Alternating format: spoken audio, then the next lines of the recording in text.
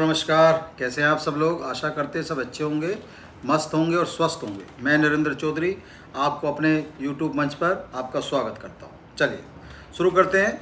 आज हमारी वीडियो है आपकी मिथुन राशि के ऊपर, और जो हमारा सब्जेक्ट है बुध 29 जून को कर्क राशि में प्रवेश करेंगे, यानी कर चुके हैं ऐसे मान लीजिए आप, और यहाँ पर 19 जुलाई तक रहेंगे।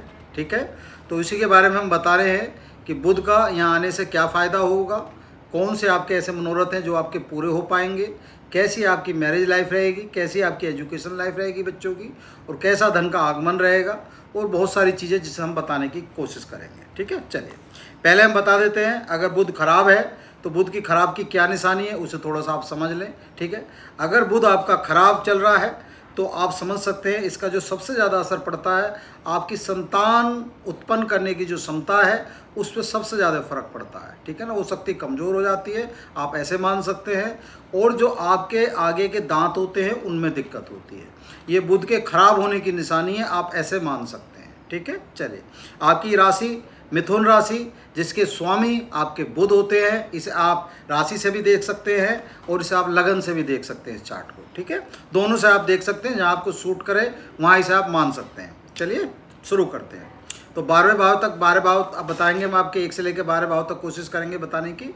आप शुरू करते हैं। ठीक है, तो पहले उसमें जो विराजमान है आपने देख लिया मिथुन राशि जिसके स्वामी होते हैं आपके बुध। तो इसका मतलब बुध आपके लिए पूर्ण रूप से अच्छे रहेंगे क्योंकि आपकी स्वयं की राशि के स्वामी बुध हैं और बुध ही आए हुए हैं। तो इसका मतलब क्या होगा, कहीं ना कहीं बुध आपको पूर्ण रूप से इसका फ़ायदा प्राप्त होगा। जितने भी टैलेंटेड लोग हैं उन्हें इसका पूर्ण रूप से फ़ायदा मिलेगा, क्योंकि बुध क्या है, बुध आपके राजकुमार है ग्रहों के, बुध आपकी बुद्धि है, बुध आपके व्यापार है, आप ऐसे समझ सकते हैं। ठीक है, चलिए आपके जो द्वितीय भाव में जो राशि विराजमान है वहाँ पर वो आए हैं जहाँ कर्क राशि आपकी विराजमान है जिसके स्वामी होते हैं चंद्रमा। चंद्रमा और बुध दोनों की आपस में नहीं बनती है, दोनों की मैत्री नहीं है। तो इसका मतलब क्या है, कहीं ना कहीं हल्का फुल्का विरोधाभास है दोनों का। ठीक है, लेकिन आपकी राशि के जो स्वामी बुध हैं तो कहीं ना कहीं इसका आपको फायदा मिलेगा, आप ऐसे मान सकते हैं। ठीक है, लेकिन चंद्रमा का अगर आपके चंद्रमा आपकी राशि में आपकी कुंडली में कहीं ना कहीं खराब चल रहे हैं या मंदे चल रहे हैं, जैसे भी चल रहे हैं, तो उसके लिए हम आपको उपाय साथ के साथ बता देते हैं। आपको क्या करना, शिवलिंग पर जाकर दूध दही अपना इसका आप कर सकते हैं अभिषेक वगैरह। ठीक है ना, तो दूध दही जल से जैसे भी आप अभिषेक करते हैं, जो भी करते हैं वो आपके लिए अच्छा रहेगा। उससे क्या होगा, चंद्रमा की जो स्थिति है आपकी कुंडली में पूर्ण रूप से कहीं ना कहीं सही हो जाएगी। ठीक है, बात कर लेते हैं आपके जहाँ पर ये स्थापित है। तो वो आपको बता ही दिया कि वो धन का और कुटुंब का भाव होता है जहाँ पर ये आए हैं। तो इसका मतलब कहीं ना कहीं धन का और कुटुंब में कहीं ना कहीं ठीक रहेगा, क्योंकि बुध आपके स्वामी हैं, तो इसका आप कहीं ना कहीं फ़ायदा ले सकते हैं। ठीक है, बस थोड़ा सा ध्यान क्या रखना है, ध्यान यही रखना है कि चंद्रमा आपका मन है और चंद्रमा आपने देखा ही है दोनों की आपस में नहीं बनती है, तो थोड़ा सा इनका सामंजस्य बैठा के रखें। बात कर लेते हैं आपके तृतीय भाव की, जहाँ पर 5वें नंबर की राशि विराजमान है जिसे सिंह राशि कहते हैं, जिसके स्वामी होते हैं, जिसके लॉर्ड होते हैं सूर्य। और सूर्य आपस में बुध की कहीं ना कहीं मित्रता है, और ये जो भाव है हमारा पराक्रम का, परिश्रम का, हमारे भाइयों का, हमारी यात्राओं का। तो क्या होगा, सूर्य भगवान जहाँ भी आपकी दृष्टि डालते हैं, जहाँ आपकी रोशनी डालते हैं, जहाँ उनकी आपने देखा है जहाँ भी उनकी रोशनी जाती है वो भाव कहीं ना कहीं उज्जवल हो जाता है, आप ऐसे मान सकते हैं। और ग्रहों के राजा भी होते हैं। तो यहाँ क्या होगा, जो आप परिश्रम करेंगे उसमें दिन दुगनी रात चौगुनी आपकी कहीं ना कहीं उसके आपको फ़ायदा मिलेगा। आपका पराक्रम कहीं ना कहीं पताका लहराएगा और यहाँ आपको फ़ायदा होगा। ठीक है, यात्राओं का पूर्ण रूप से यहाँ आपको फ़ायदा मिलेगा। बात कर लेते हैं आपके चौथे भाव की, जो आपके मान सम्मान, मान प्रतिष्ठा, परिवार, गाड़ी, मकान, दुकान, इन सब से आता है, जिसमें जो राशि विराजमान है वो आपकी कन्या राशि विराजमान है जिसके स्वामी भी होते हैं आपके बुध। तो यहाँ क्या होगा, यहाँ हमें पूर्ण रूप से इस राशि का, इस स्वामी का हमें फ़ायदा होगा। और ये क्या होगा, हमें मान सम्मान की कहीं कमी नहीं रहने की है, और परिवार में कहीं ना कहीं इस समय खुशियों का माहौल रहेगा, और कहीं ना कहीं आप इन्वेस्टमेंट कुछ ना कुछ कर सकते हैं।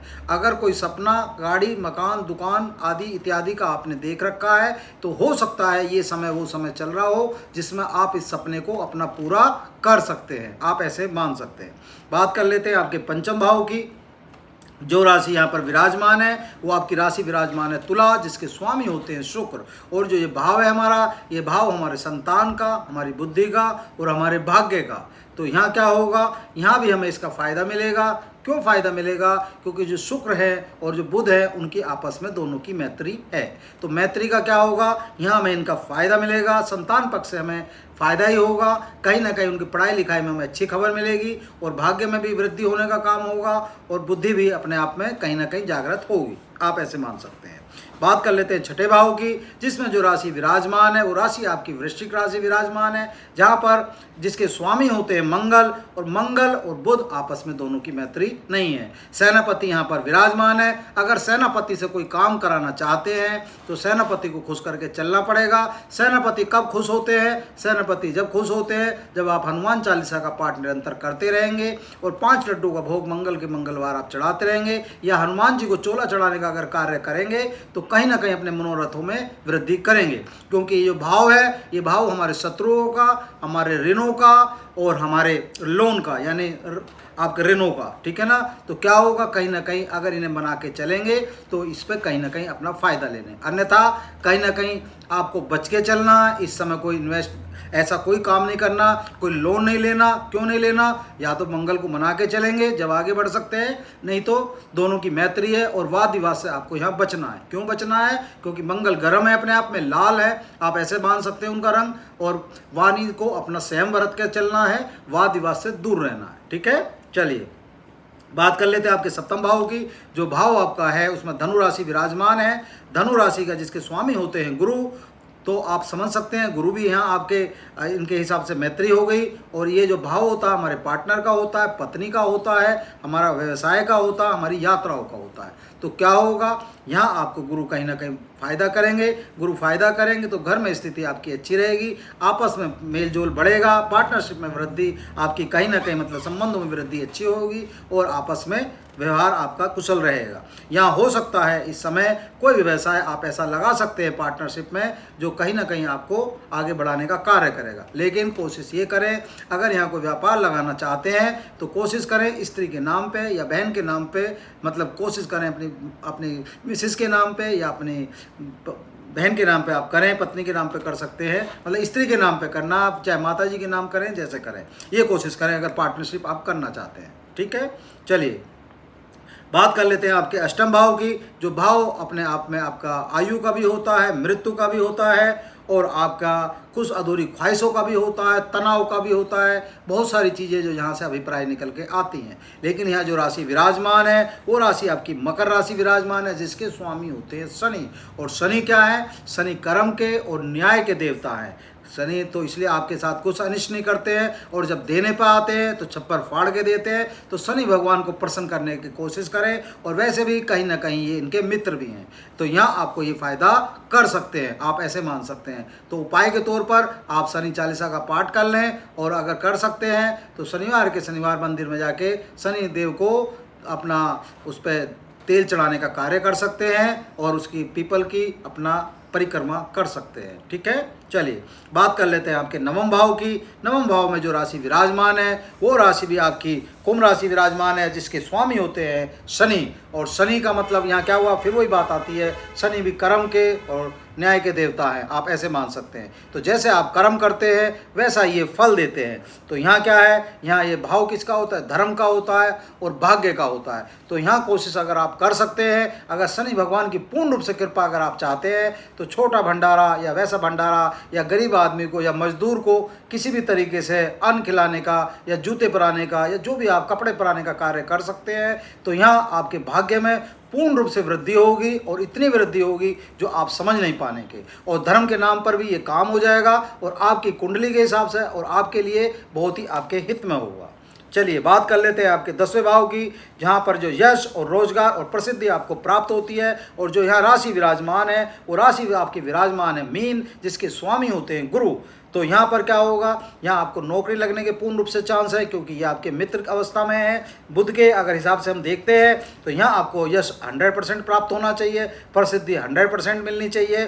तो थोड़ा सा आप अपना गुरु को अगर मना के चलेंगे तो यहाँ पूर्ण रूप से आपको ये सारे कार्य आपको प्राप्त होंगे। यहाँ पर आपका ये भाव आपके लिए पूर्ण रूप से आपके खुशियों का माहौल लेके आ रहा है, क्योंकि सरकारी पक्ष से भी यहाँ आपको फ़ायदा मिल सकता है। जितने भी लोग जो सरकारी ठेकेदार वगैरह है, वहाँ इस समय हो सकता है कि उन्हें कोई ठेका ऐसा मिल जाए जिसकी वो कामना कर रहे थे या सोच रहे थे। ठीक है, बात कर लेते हैं 11वें भाव की, जिसमें राशि विराजमान आपकी मेष है, जिसके स्वामी होते हैं मंगल। मंगल आपकी कुंडली के हिसाब से हमने पहले ही बताया, बुध के हिसाब से उनकी मैत्री नहीं है, तो यहाँ थोड़ा सा क्योंकि लाभ का आय का इन दोनों का भाव है, तो उन्हें थोड़ा सा खुश करके चले तो फिर आपके लिए अच्छा होगा। ठीक है, बात कर लेते हैं आपके 12वें भाव की, जहाँ पर राशि जो विराजमान आपकी वृषभ राशि विराजमान है, जिसके स्वामी होते हैं आपके शुक्र।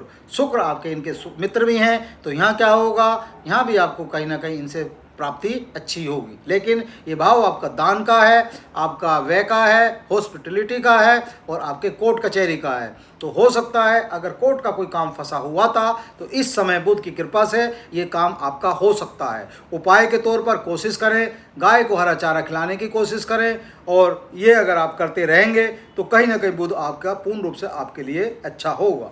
ठीक है, उम्मीद है आपको वीडियो समझ में आई होगी जो हमने आपको समझाया। अगर अच्छी लगी तो प्लीज़ लाइक करें, शेयर करें, अगर सब्सक्राइब नहीं करा तो सब्सक्राइब करें। ठीक है, धन्यवाद।